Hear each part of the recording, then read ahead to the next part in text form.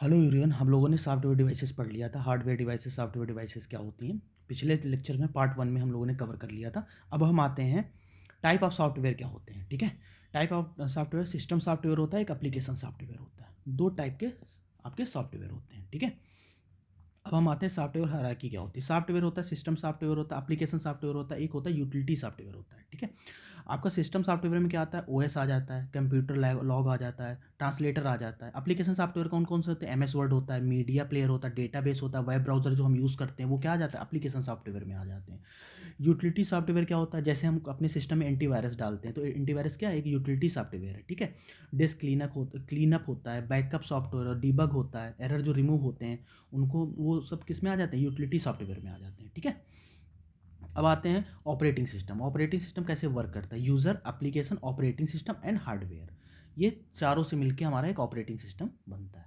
ठीक है, अब आते हैं प्रेफरल डिवाइसेस क्या होती हैं।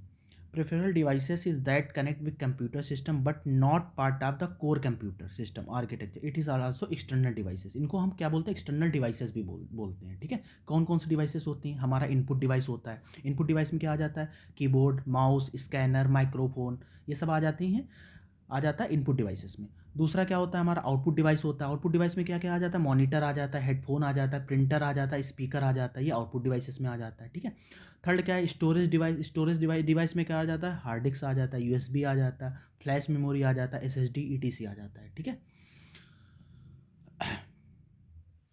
ठीक है, कम्युनिकेशन डिवाइस क्या होता है, connected to computer to other devices और नेटवर्क। हमारा जो कंप्यूटर होता है किसी और डिवाइसेस से कनेक्ट हो जाए, जैसे नेटवर्क से हम कनेक्ट कर लेते हैं, वाईफाई से कनेक्ट कर लेते हैं, राउटर से कनेक्ट कर लेते हैं।